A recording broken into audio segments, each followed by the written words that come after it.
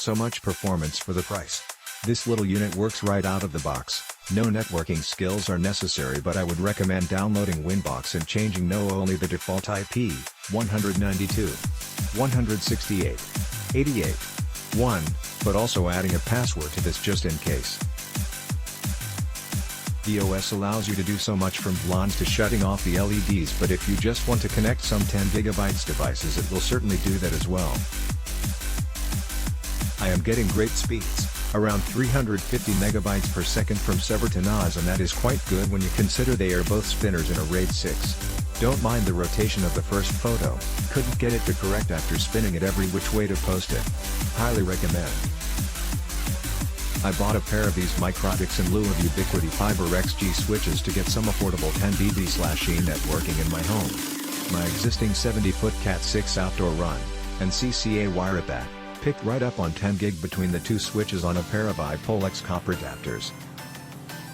Free NAS box in the basement with a cheapo Mellanox dual 10 gig SFP Plus card, and copper adapters upstairs for the inbuilt 10 gig RJ45 NICs and the two office computers. Transfer rates now SSD limited at around 750 megabytes per second. Excellent little devices. Can be powered directly with 48 volts PO on the Gigabit Ethernet port or with the included 24 volts power supply. They do get extremely hot to the touch, so be cognizant of where you install it. I bought one of these as it was very inexpensive and it was pretty straightforward to get set up.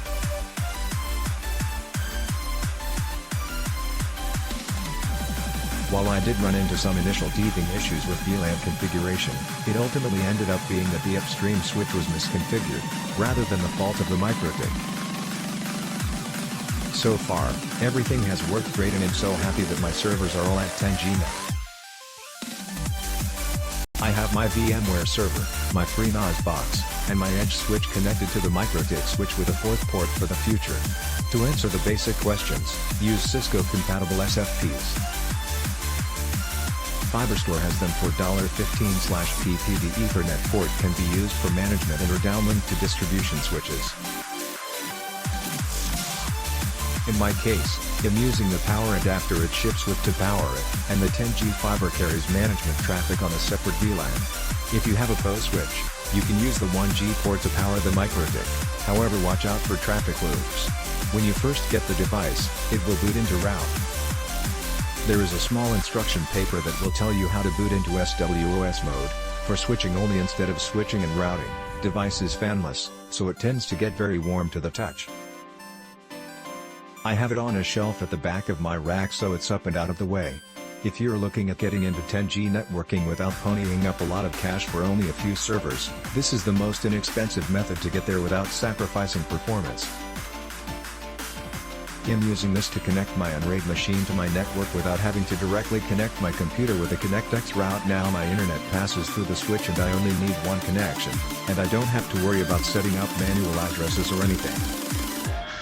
Super easy.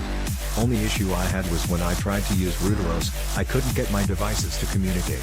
There was some sort of conflict with my primary router and DHCP, but once switching it to SWOS I had no more issues. Click link in description for more reviews.